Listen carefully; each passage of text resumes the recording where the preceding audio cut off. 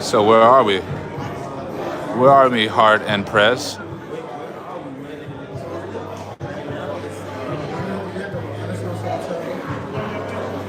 Move back a little.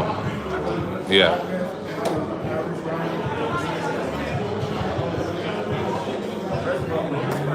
Let's see what they're talking about. Let's see what Kamala has for us. How they can inspire us to want to go. I'm very interested in seeing what they're willing to give us for our goal. Because the other side, we already know how they're giving it up. So let's see what the Democrats are doing. Let's see what they're talking about. Because we want tangibles, we want stuff for us because that's what's actually going to get us out there to vote for you. I like that. Give us stuff. I like that. Okay. So yeah, just because I feel like in a debate, they haven't said anything about the black community. One side does pander. I think both sides pander. To be honest, I just feel like one side doesn't care about us, the other side does. So I just want to see what they're going to do for us. Well said. Looking at the crowd, a lot of politicians in the room, some movers and shakers. It's a beautiful room, beautiful hotel in the heart of Harlem. This event's put together by Shatik and William Allen and Keith Wright. So far, I see what William Allen put down playoffs and Yusuf Salam.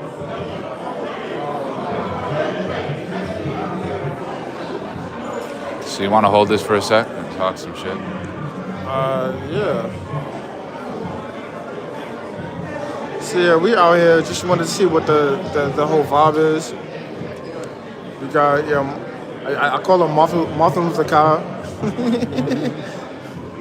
But yeah, I do think it's amazing to see like us as a community like engaging politically because we can talk music all day, we can talk sports all day, but when we like it's time to like see like what's up with the community and all that, we usually have nothing to say, or it'll just be like dudes throwing out random like things like yo, I don't vote because they don't care about me, which could be true. I don't vote. I don't vote because like the hood been messed up since Clinton, the hood been messed up since Reagan, hood been messed up since Bush and whatnot. So let's see what's up. I wish we had a stand because just standing like this, like my elbow gonna hurt. My feelings are Somebody go and get a truck. We should have bought one, but it is what it is. It's no intern. We got. I mean, I guess I am the intern.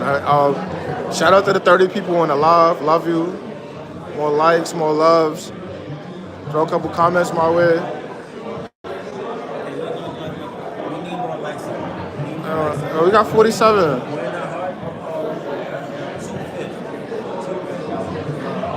Yeah, they talking crazy, huh?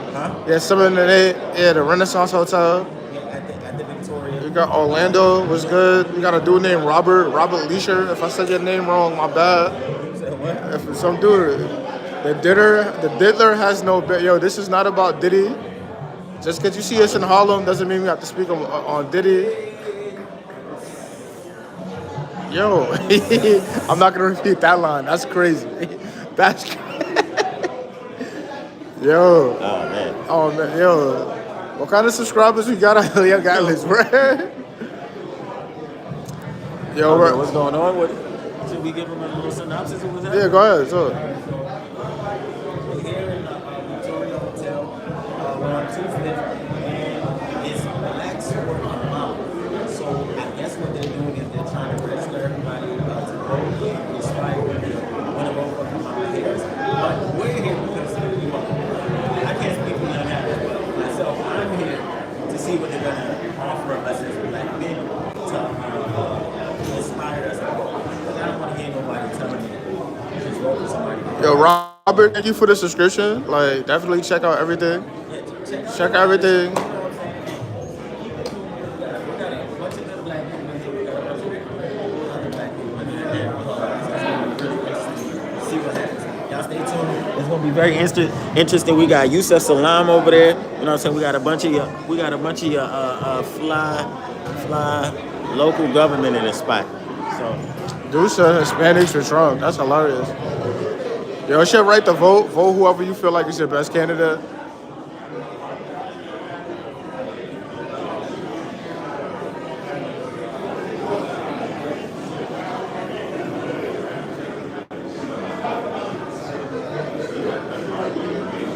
Nah, this live is kind of crazy. I ain't gonna lie. My son said natives for Trump. Like I said, whoever you want to vote for, it's your right to vote.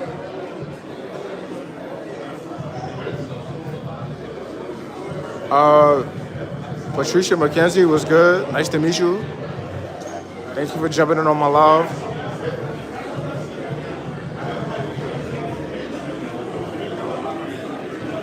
It will be Trump 100%. All right. If you feel that way, you feel that way. Once again, it's your right to vote. Yeah, Wardell Harvey, I'm at a Blacks for Harris event. Black Men for Kamala Harris event up in Harlem.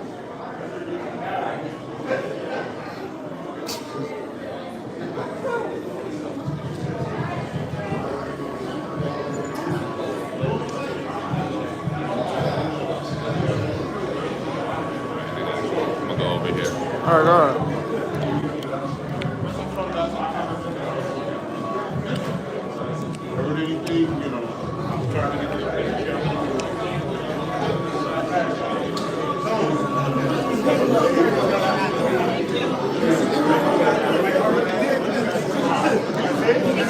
Hey, how are you?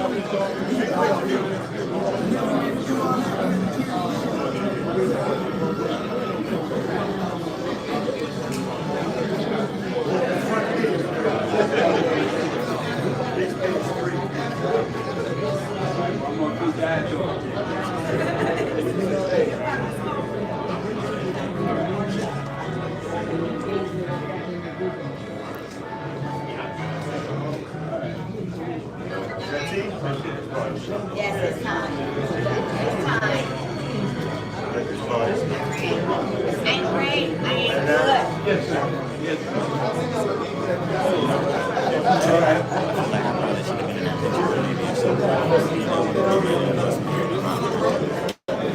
Pretty much, yeah.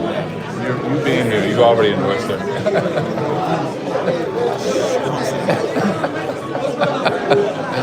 I got you.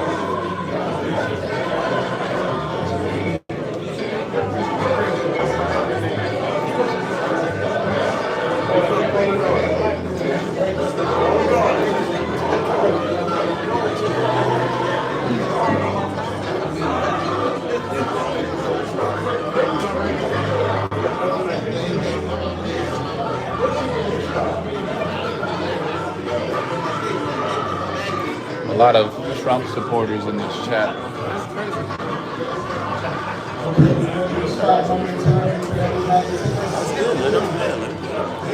Yeah, I know. Go for it.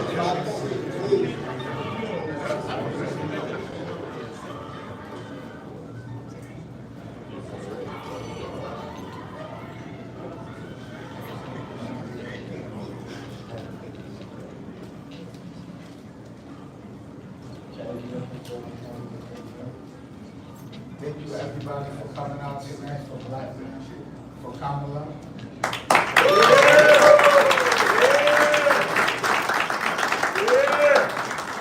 As we do every event that we have in Harlem, we want to start this one with an open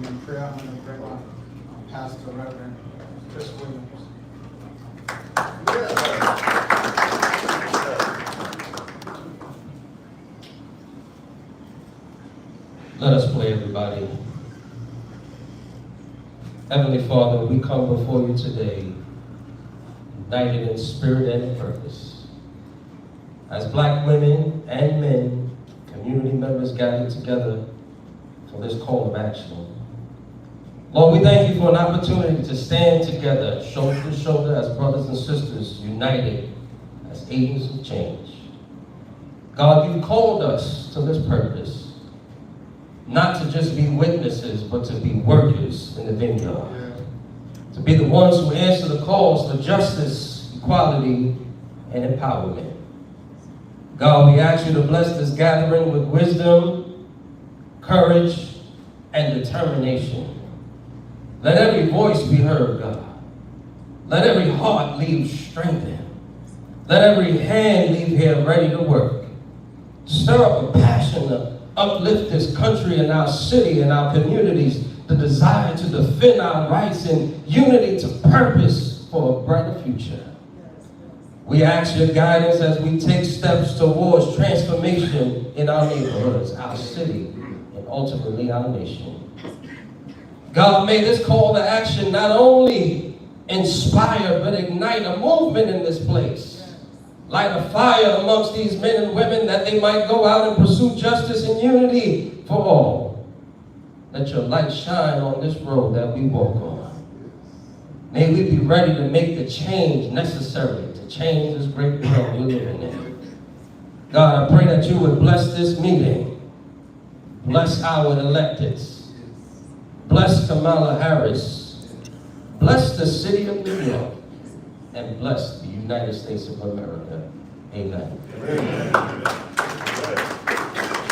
Everybody, we appreciate it. So at this time, I just want to acknowledge our sponsors for tonight's event.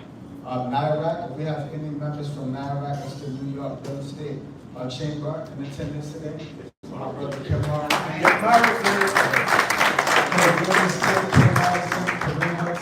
Malcolm Punch and Andrew Simmons.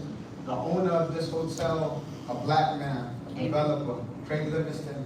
Unfortunately, he wasn't able to make it today. He's well wishes and glad that everyone is here. I also want to acknowledge our other sponsors, the NAACP Mid-Manhattan chapter, Dr. Hazel Dukes and Charles Johnson. Have registration tables outside for those who need to register for things of that nature. Also, New York for Harris is in the building. Now Whitaker is not around. One of our other sponsors. She's going to be helping us with our call to action.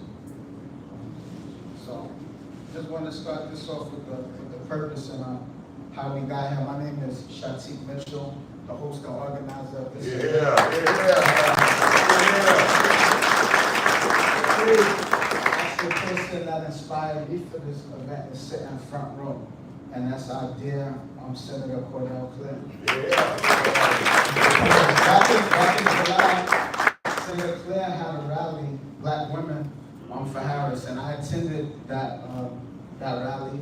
A few of us black men were there, and there's a lot of speeches that were made. And when the speeches were made, I felt like we wasn't really acknowledged. We wasn't in the building.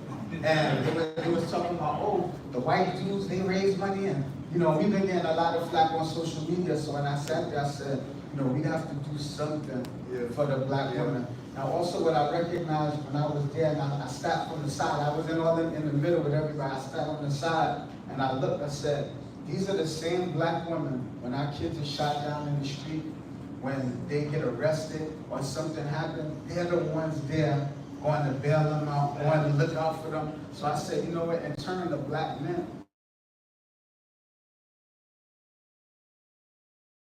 came about, and I just want to give a round of applause.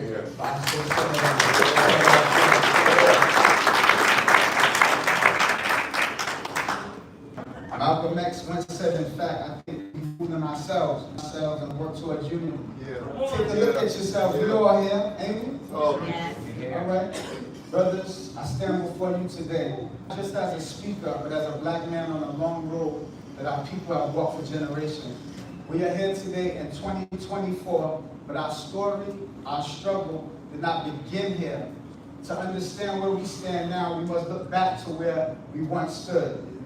In 1964, my hero, Malcolm X, delivered a speech that resonated and sent shockwaves through this nation. That speech was called "The Ballot or the Bullet."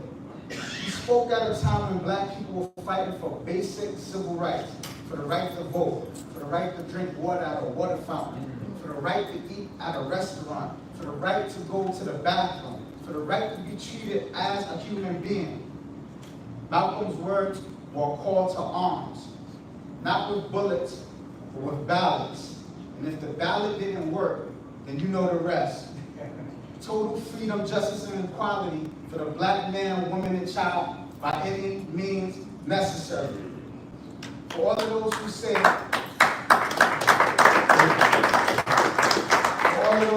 voting doesn't matter, the system is rigged, it's a setup. He told us that our power lay in our ability to unify and to use the political process as a weapon against oppression. Malcolm makes the argument that a ballot is just as powerful as a bullet if used properly. So we don't gotta worry about no assassination attempts. We just gotta vote. We don't want to see no violence. Malcolm says the black man in the black community has to be re-educated into the science of politics so he will know what politics is supposed to bring to him in return. Listen what Malcolm said. Say my words, these Malcolm words. Don't be throwing out any ballots. A ballot is like a bullet. You don't throw your ballots until you see a target. And if that target is not within reach, you keep your ballot in your pocket. Malcolm said we must understand the politics of our community. And we must know what politics is supposed to produce. We must know what role politics plays in our lives.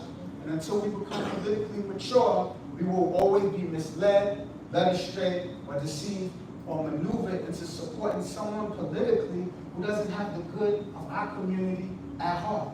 He also said we should own, operate, and control the economy of our community. Malcolm said all of this in an era when segregation was the law of the land, where black people were systematically disenfranchised and subjected to the brutality of Jim Crow. The economic and social systems were designed to keep us in a perpetual state of poverty and powerlessness. His message was clear. We must harness our collective power to demand justice and equality. Fast forward 60 years to today, and while some things have changed, too much has stayed the same. We are no longer fighting for the right to vote. We won that battle. But we are still fighting to make our vote count. We are fighting against voter suppression, tactics that target our communities, making it harder for us to exercise the very right that Malcolm X and so many others fought for. We are still fighting against a system that disproportionately incarcerates our brothers, that denies us economic opportunities, that turns a blind eye to the violence that plagues our neighborhoods. The names have changed, the faces have changed, but the struggle remains. Today, we face a political climate where the force of division and hatred are trying to turn back the clock on the progress that we've already made. In 1964, the threat was the open racism of segregationists. In 2024, the threat comes in the form of dog whistles and policies designed to undermine our rights, to sow fear, to divide us. We see it in the rhetoric of those who seek to pit us against each other, who tell us that we are not worthy, who tell us that our voices do not matter, who tell us that we are not black. But just as Malcolm X warned us in 1964, we must not be fooled. We can't afford to be complacent. The stakes are too high. We are standing at a crossroads, just as our ancestors did. The question before us is the same one that Malcolm X posed, the ballot or the bullet.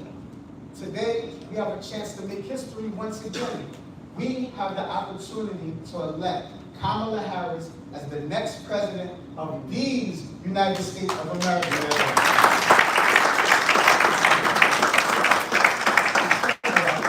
Think about that for a minute. A black woman, a daughter of immigrants, who understands our struggles because they are her struggles too. She represents a future where our voices are heard, where our issues are addressed, where where our children can grow up in a world that values them for who they are. But make no mistake, the fight will not be an easy one. The forces aligned against us are powerful. They want to keep us divided, to keep us from the polls, to keep us from realizing our full potential. But we have something more powerful than they do.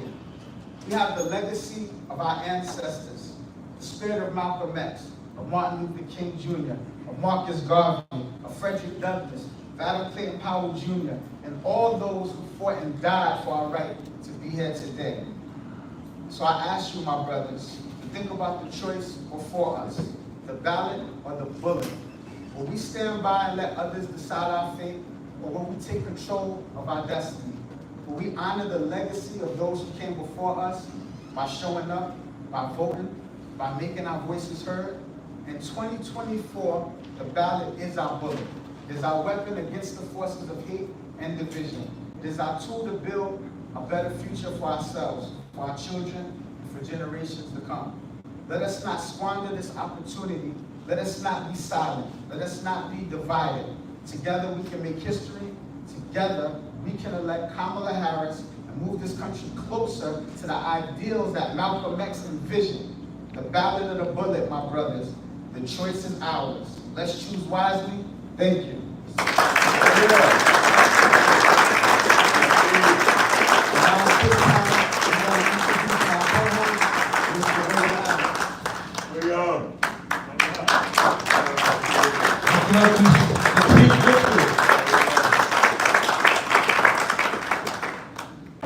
I'm not going to give a speech. I just want to say I'm just really so happy that we all are here.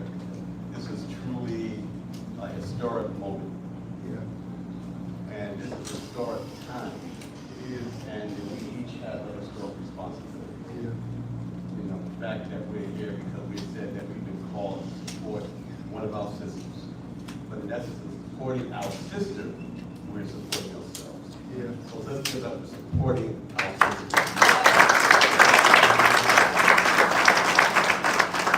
Keith Wright will do it, but we got quite a number of folks from our culture who have been elected to public office and party office.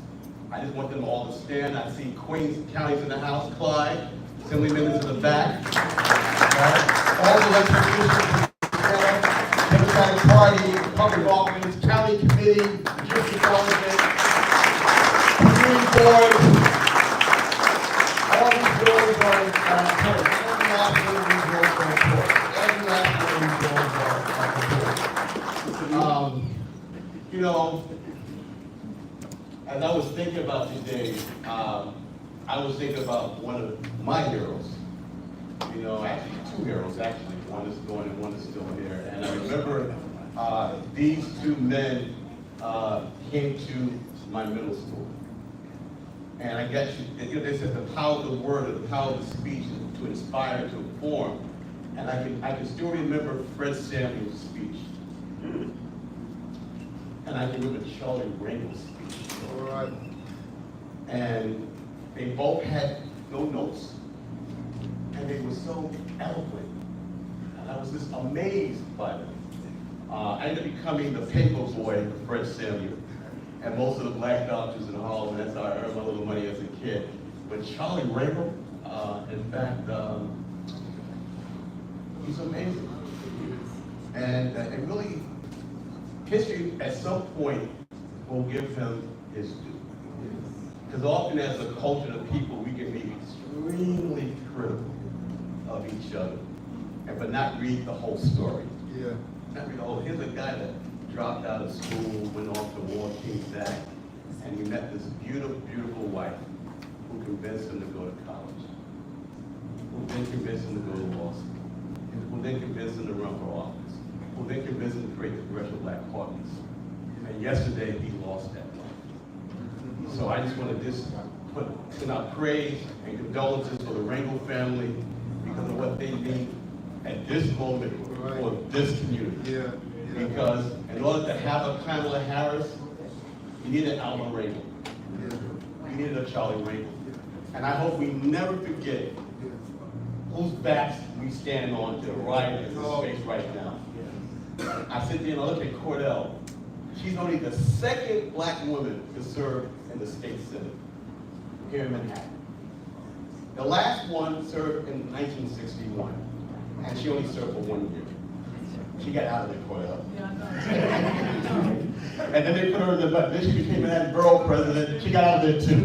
That was Constance Baker Barkley. And so sometimes when we're sitting among ourselves, we're sitting among giants in our own community. Many of you are doing so much great work, and unfortunately you don't often get the flowers. But today, as we look at Kamala, I want you to also look at your value and your commitment and the work that you do. I remember when Larry was just coming out of high school. Larry Jackson, you know, wanted to be everything. Larry was incredible. Working the city council, working for the borough president, now became a commissioner, then became a major corporate executive. I saw his growth. He didn't give up. And many of you, CJ, many of you have this story. So as we begin to look at this particular race, as black men, you got to see yourself in it. You got to see yourself in it. Because let me tell you, the Trump machine, they're vicious. They're convincing us that this woman don't belong to us. They said, oh, she just became black, this and that and that. I mean, it's this horrible, but we cannot fall for the okey doke. Because we're now on that precipice of real power. And we got to exercise this power. And I know sometimes we disappoint a lot of folks as politicians. We disappoint. Often sometimes we see people on election day, Cordell and I, we're co-district leaders together, we're out in the street, and people say to us, oh, we don't see you guys only when it's time to vote. And you know what our response is? Shame on you. And the only time you see us is when it's time to vote. Where are you? Because in order to win this game, we all got to be together. You cannot just elect people and leave them by themselves. You can't do that. You can't do that. I just also want to acknowledge Wilmer Brown Phillips. Wilmer, stand up. Stand up, Wilmer. Stand up, Wilmer. Wilmer put together all black women for Kamala that led that rally along with Cordell a couple of weeks ago that inspired Shatik. And she does it every day. And she's been making t-shirts, they've been raising money, and just doing it quietly. But you and Cordell, both of you inspire this moment. And we just want to recognize you and the other women that are working with you, and we love you and we appreciate you. So I said I'd like to give a long speech, like Shatik, because he's younger. He's younger. But all I can say is that everybody here has a value. Everybody here has a story. Somebody in your family is looking for you for leadership. Somebody on your block needs your care. So as we begin to move towards the White House, let us continue to support those in the state senate, the state assembly, the city council, community boards, district leaders, state committee, county committee, judicial delegates. Make sure that we're involved in every aspect of the political spectrum. And let us never forget that political participation, when it's not connected to economic empowerment, is zero. That's right. So let's move the program. Okay, all right, okay. So I get to introduce someone. I remember when he had this big curly afro. He was fly guy in Harlem, you know, much older than most of us. And they said, well, wow, who's this guy? That's Judge Bruce Wright's son. I said, wow, yeah, he's the future. And it was true. When Keith became a district leader, he turned the district leader job into like being a governor. Everybody knew him. He was a tenant president. I mean, at Rivington Apartments, I mean, he's mentored so many people. When people say, you know, you politicians, you don't mentor the future, they cannot say that about Keith Wright. He has mentored so many of us, it's unbelievable. And he does not get the credit for it. He does not get the credit for it. Is any of us perfect? No, he's not, I'm not, Cordell's not, none of us perfect. But guess what? Here's where the perfection is. We stay at the table. Amen. We stay in the room. Even if there's no chair for us, we're in there. And I see over the last 14 years, Keith, as our county leader, has gone for a lot. So part of his job is to make sure the county elects folks that look like us, that think like us, who become judges. Very important, the judges are elected too. And I can imagine if Keith was not in that leadership role, the amount of judges that we would not have to make sure that our culture and our people are protected. Get reported. So I'm hoping that many of you now heard that story, shared that story, because if a Kamala Harris is going to be successful in the White House, we need a Keith Wright to also continue to be successful in New York. So let's bring it to our moderator, County Leader Keith Wright.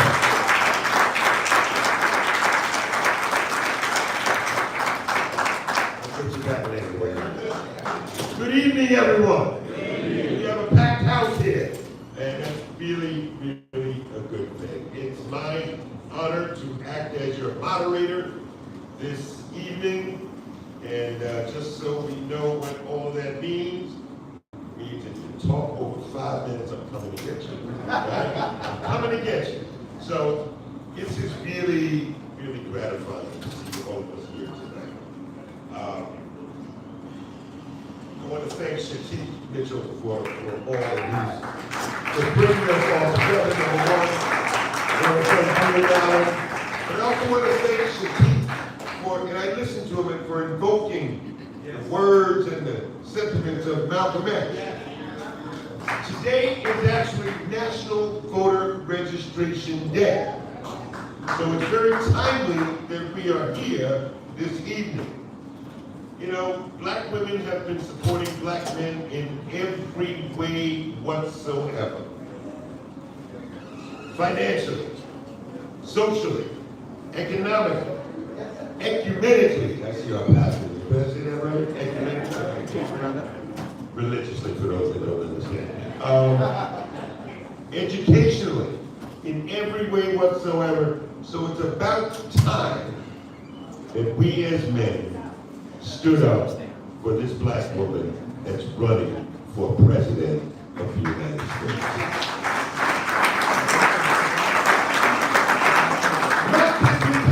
We've been doing our part, because certainly, you know, as to borrow a campaign slogan from our state senator, the choice is clear. The choice is clear. And we saw that at the debate. The choice is clear. It's clear as it couldn't be any clearer. So, and especially in the black women in this community have taken the leadership.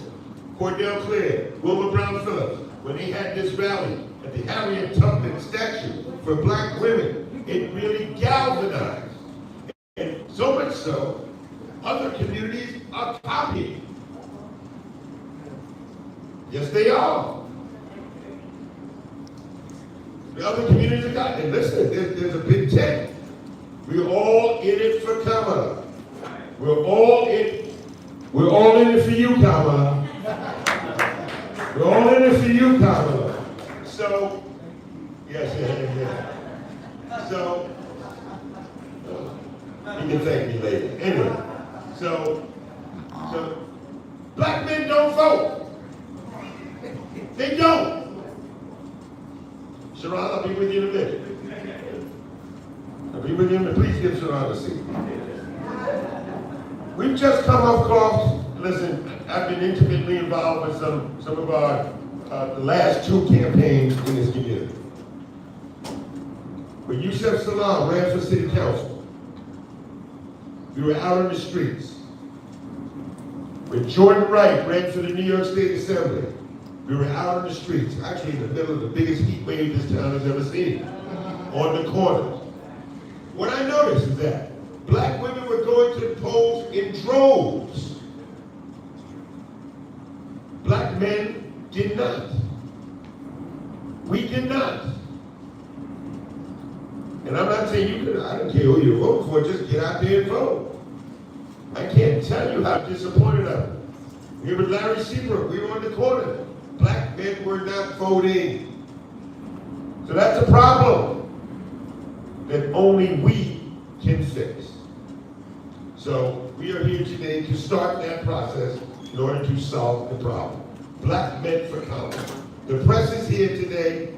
I'm so glad that the men are here. We are here to rectify this problem and support this black woman to become the first black woman as president of the United States. So,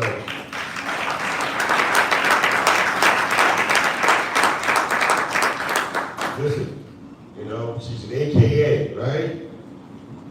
Our alphas, Larry Scott, gonna have to get out there.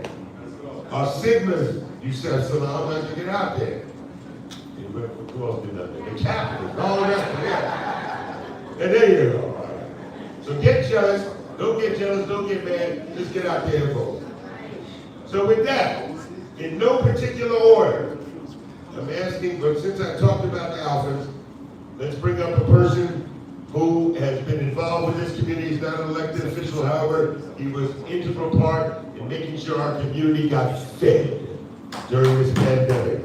And I say to you that it's about networking. It's about the people in our community having respect for me as an elected public official. When some people say, you're a politician, right? I said, no, I'm not. I'm an elected public official. Let's call it what it is. And in order to do what has to be done, I have to work with people, especially with Al Taylor, who's the assembly member in Washington, not only in Harlem, with Cordell Clear, and my brother from Queens, in which we are part of the Black Legislative Task Force, and the caucus, all of the stuff that make it happen and make you stand up and ready to run and do what has to be done. But I say this, that the nucleus is the Democratic Club. That's where we work. So for example, up in Washington Heights and Inwood, I am the only black man or black person to be basically up in Northern Manhattan. And you know one thing? I'm proud of it. I've said loud and clear, Cordell, up in Albany. Say it loud, I'm black and I'm proud. And not be afraid to say it. But without the members of our Democratic clubs working together, we would fall apart. And so, Al Taylor has a club that some of you know Maria Luna. She's been around for decades. The Audubon Reform Democratic Club in North Manhattan. And the club that we started, myself and others, Uptown Community Democrats. And that's, we work together in unity in order to win the delegates so that we can put judges forward, and not only that, but stay united in order to make sure that we get reelected in order to do the work up in Albany that needs to be done. So with that, I say to all of you, Assalamu alaikum, peace be upon all of you. Let's work together to make it happen. And you know one thing? If you look at the number of black people in this country, and if everyone puts $1, $5, $10, $25, $50, $100, $1,000, because that's what you're going to need right now. You need money. Money and the will to basically get out there on election day and stand at your corner and ask the people that Can you hold this for me for a second? You can sit down. That's important. I had the t-shirt up there. Thank you. Senator Robert Jackson, thank you so much. There's an awful lot of power in this room this evening. And unless we take care of our own neighborhood, we can't go into Pennsylvania, we can't go into the North Carolina, can't do anything else. So I see brother from Queens, someone that Clyde Vanilla is with us here today. We don't get these right. The co-founder of the Harlem LGBT Center, James Felton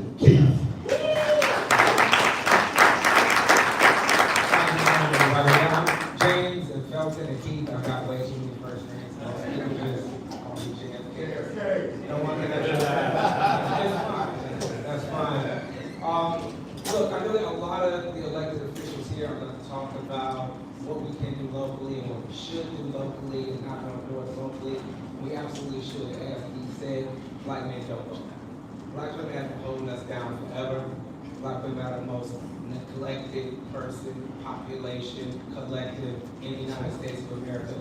It's high time that we represent them, but what I would say as even as we come boys here in William Heights, Harlem, and in the Heights, as Brother Jackson mentioned here, I would encourage you, and what I've been doing is I've been in a bunch of other states. I've been in Wisconsin, I've been in North Carolina, I've been back there, I've been in Pennsylvania, I'll be down here next week, starting Monday, I'll be in Maryland, I'll be in Virginia, working with a bunch of different groups, because Black history is one odd thing that other populations don't typically do. And they start to question, which is something only a rancid racist normally does, the issues. There is a clear choice, as our sister senator here would say to her campaign slogan, between what we're doing here on the Democratic side of the coin and what's being done elsewhere. And we even see it from former elected officials on the Republican side. I've spent more time in the past 6 months interacting with Republicans, and I'm not a Republican, voter Republican, I don't do any of that, or Kamala, because they want to talk about the issues.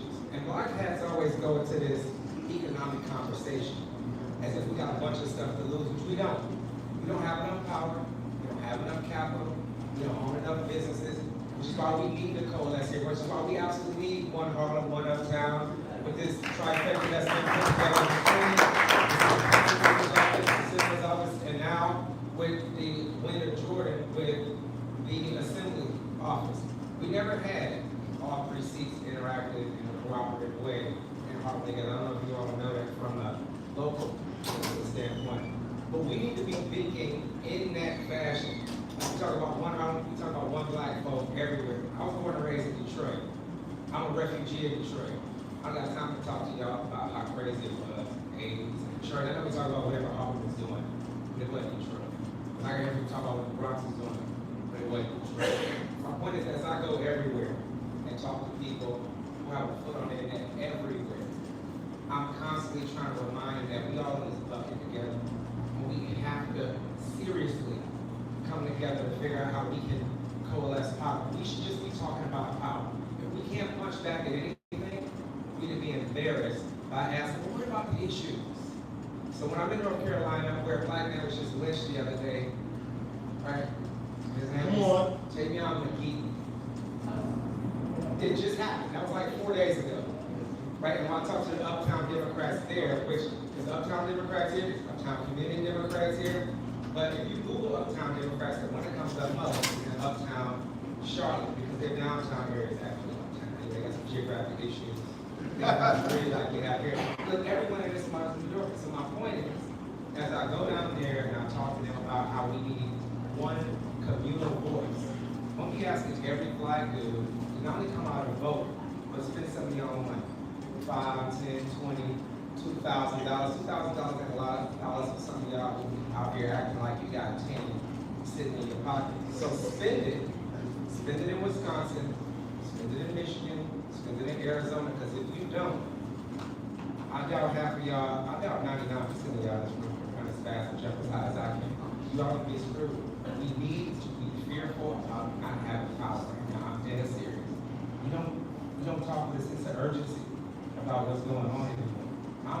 I'm angry. I'm doing my best not to curse here in front of the pastor and everybody else that's in here. So I'm gonna turn the mic back up. I ain't gonna do it.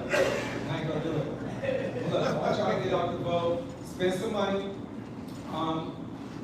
And wrapping it up again, I'm just James. You can just yell out anything. I'll probably turn out to be loud enough.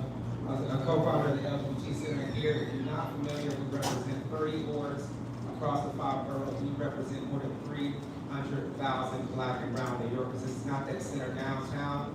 The governor and the mayor just gave us about $10 million to build 20,000 square feet right here because they don't give it to us down here. And it took us about 15 years to get this man in the late, I would say, great Bill Perkins, and Inez Dinkins, and so many of these elected officials right here to get to where we are. We didn't turn around when we fell down, lost elections, etc. We got to remember to do the same thing. We got to remember to do it in our own homes. We in our own buildings, in our own communities, and we gotta take it somewhere else. Because we network here in this city. We gotta take whatever we feel in here, in this village of Harlem, to Charlotte, to Detroit, to Birmingham, to Phoenix. So I'm gonna stop there, but thank y'all so much for your time.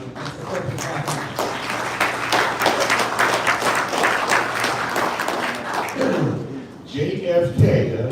Sound like John F. Kennedy to me. All right. So, as I said, in no particular order, but I give to you our Assemblyman Al Taylor.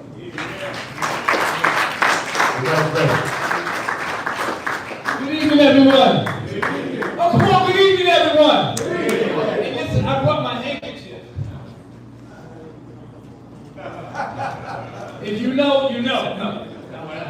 Okay, let me share some of the things that are really, really grassroots and fundamental. We have to remember that just if you look at the statistics, it says this. It says incarceration rate. Black men are incarcerated at significantly higher rates than white. According to various studies, black men are more than 5 times more likely to be incarcerated. We already knew that, right?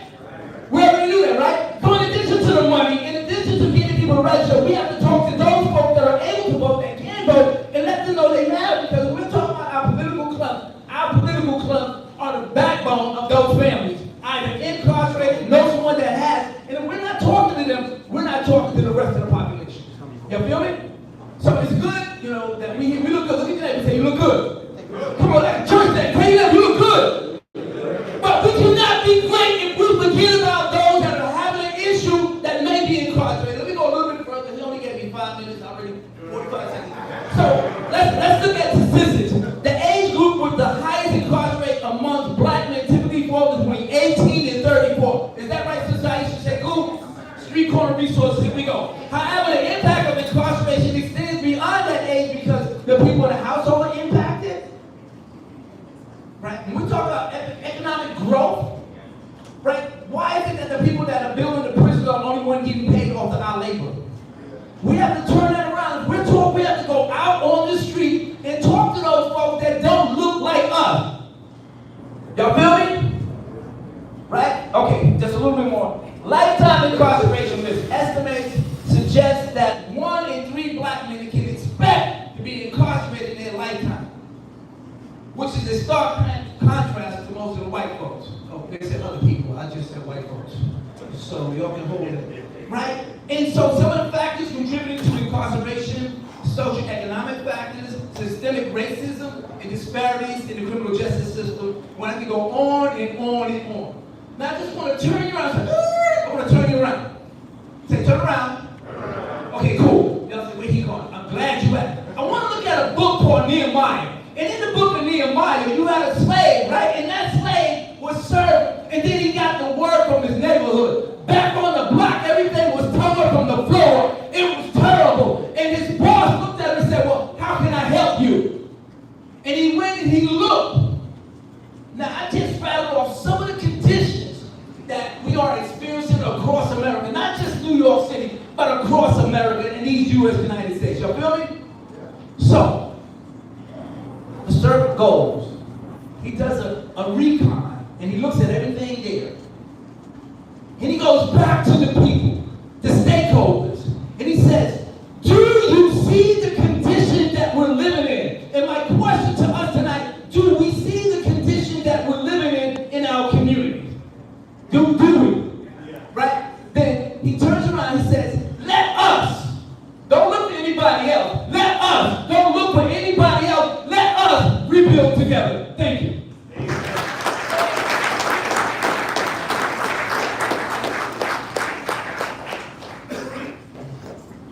Taken off his assembly hat and he put on his reverend hat today. Thank you so much, Al Taylor. Thank you so much. And let us rebuild it. Rebuilding, we just went through a couple of political campaigns here in this community, and we just elected a person to fill an assembly seat, an historic assembly seat, a seat that was held by Percy Sutton, a seat that was held by Charlie Rangel, a seat that was held by Boyd Dickens, a seat that was held by Inez Dickens, a seat that was held by me. So I give to you a guy that's going to be 10 times better than I ever was. I give to you the assembly member elect, although you won't be elected unless you vote on November 5th. And let me just say, we're all going to vote for Kamala Harris on November 5th. But the name underneath Kamala Harris is this next gentleman, Jordan Wright. Come on up, boy.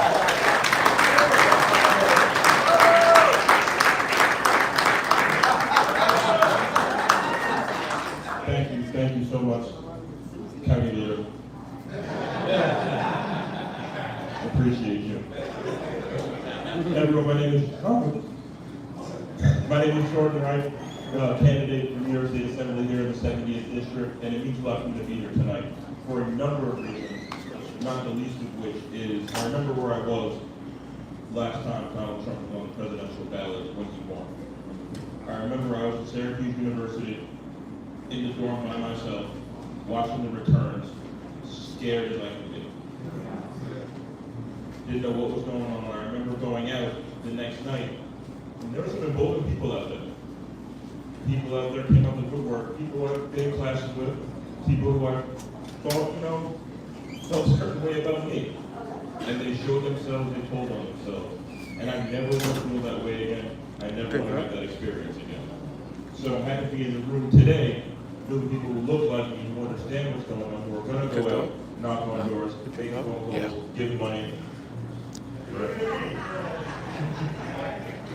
And it means a lot to me to have this opportunity to be here. One more thing I want to share, I'll let my council member tell a lot of the story, but it just meant a lot to me to be in Philadelphia during the debate with my council member, be able to look a certain man in the eye and ask him a number of questions. It meant a lot to me to see that, for him to say what he said was incredibly inappropriate, and he really showed himself his true colors and why he never needs to be the president of this country again. So, I'm going to end there. Again, my name is Jordan Wright, candidate for the New York State Assembly 70th District. Please get out and vote November 5th. Please get out and vote for me and Kamala Harris. Thank you so much.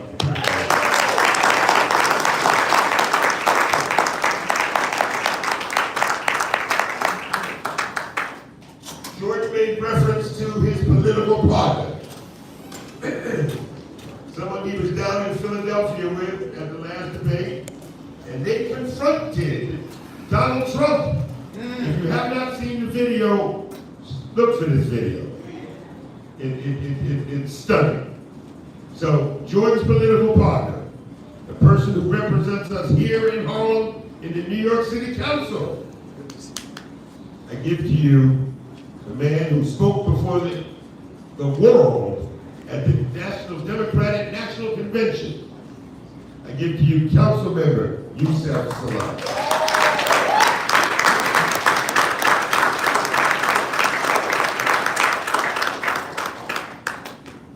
Peace and blessings, family. May the peace, mercy, and blessings from the owner of all peace, mercy, and blessings be upon you. This guy's too smooth. This guy's too I'm honored to be here because I listened to my mom. She's sitting right here in the audience. Siobhan Salam.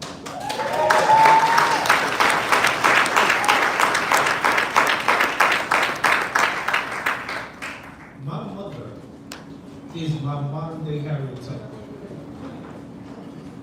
When they kidnapped me at the age of 15, I'm 50 years old right now.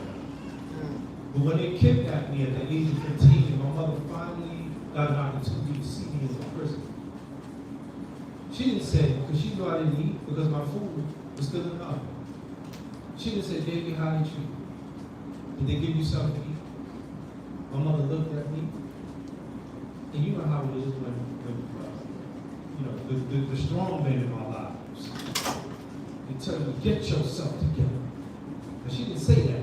But she looked at me and she said, "They need you to participate in whatever it is they are trying to do. Do not participate. Refuse." I was 15. I went back into that prison.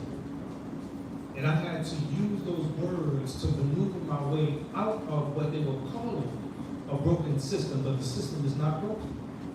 The system is operating exactly as it was designed in the minds of the people that created it. And look at the technology that they got us trying to consider. We forgot black man, black woman, black baby, black man, white woman, black baby, white woman, black man, black baby, white woman, white man, white baby. So I'm saying this because Kamala is the clear choice. I'm not confused about where we need to go, but what you need to know is that this election is not about the next 4 years. I've been talking all along while I've been campaigning, and then now I'm in this public office. And I've been telling people that we need to have a 50-year plan to a 100-year plan. What does that mean?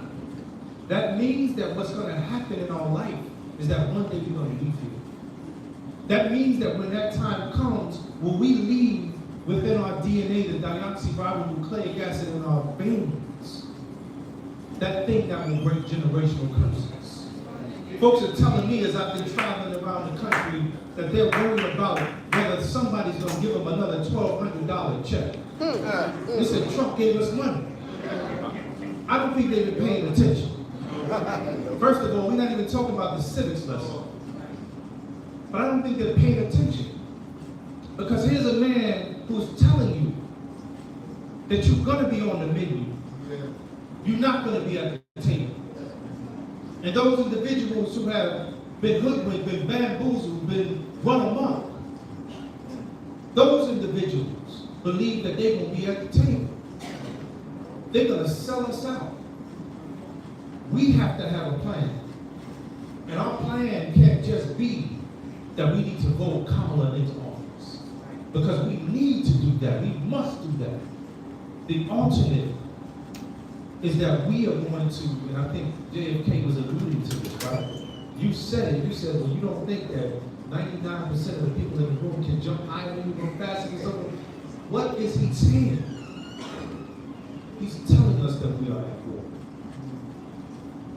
We don't know it because we get the opportunity to walk around and breathe stale air. We get the opportunity to look around and say, is that a rat? A mouse? Now we gotta go put some traps down. We gotta step on things, roaches and all that kind of stuff. Listen,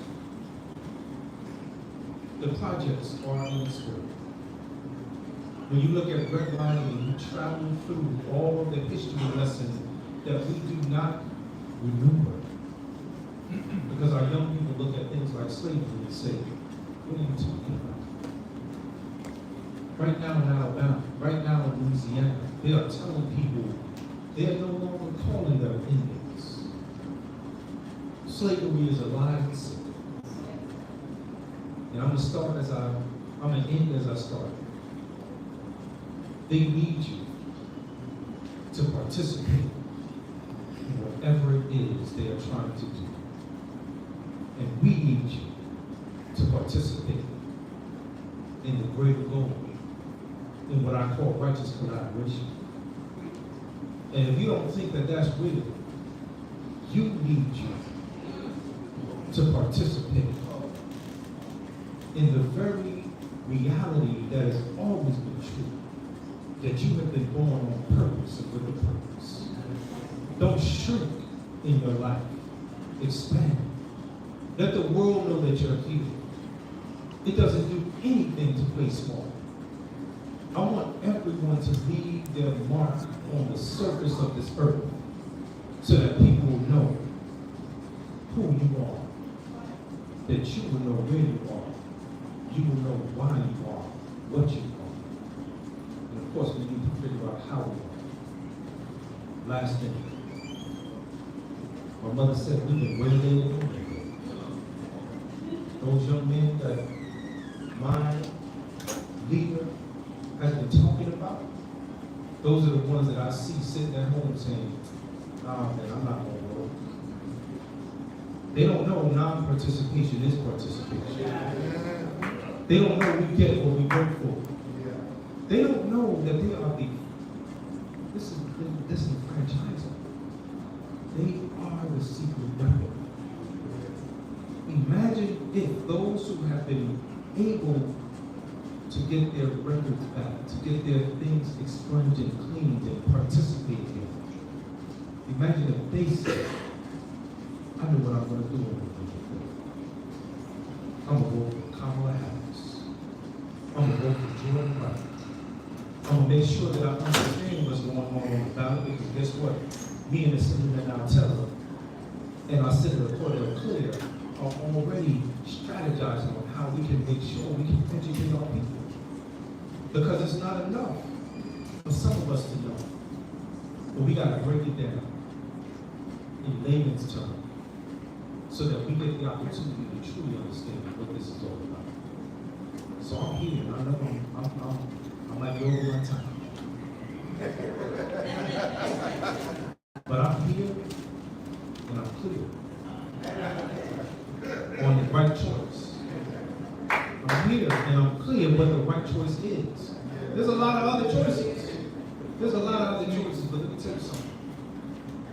You gotta make sure that who you vote into office allows you to have a conversation at the table so that the issues in the community are advanced. That is Kamala Harris. What did you do when Kamala was running? What did you do? What did she want to us? What did you do when Barack Obama was running? What did you do? These are one of those moments. How important is this? First of all, it's really a shame that statistically folks know that black men are not likely to vote. So a couple of things that we need to do. As the county leader stated, today is National Voter Registration Day. I hope you have voter registration cards to make sure that you get registered to vote. What does that mean? Even if you voted before, if you had moved or what have you, register. We don't want you to show up on election day and not find you on the voter rolls. Register if you're not sure. As a matter of fact, and if you need more voter registration cards, you can get the voter registration cards? Oh, great. Okay. Oh, good. Sorry about that. I'm the police. I don't know. If you're not sure, get extra voter registration cards for the people in your household. It's free to register to vote. Free. So make sure you get those voter registration cards. One thing that we're doing, and I got to talk about brothers. Can I talk about black men for a little bit? Politically, we're great. If you go to I see a bunch of brothers here from fraternities and different organizations, but the fraternities are different than sororities. Fraternities and men groups, we will sit down and talk politics all day. We know about what's happening or what have you, but when it's time to go out and do the work, the brothers will talk about it. They will talk about it, but when it's time to do the work, we don't show up. That we can't do that anymore, brothers. So this meeting, I hope, is the meeting about the workers, about doing the work. What does that look like? What does that mean? We need people to not only just go out and vote. We need folks. One of the things that's really important is who can talk to black men about voting? Right? How can you, black women also, but it's really important for black men to make sure we go talk to other black men and say, why is it important for me? It's really important for us to go to barbershops and say, why is it important for me? To go on the basketball courts, to go to churches, to speak to other black men, to be able to do so. So we have a movement to work to do phone banking and to go to swing states to talk to black men in Philadelphia, to talk to black men in Pittsburgh, in Ohio. This race is not only my black man, I'm a Haitian black man. Nice place to have it, certainly, especially these days. Now, the former assembly member, definitely, your friends start doing the electric boogie, you know, get out the water, right? So the former Assemblymember Robert Rodriguez accepted the nomination to declare for Secretary of State.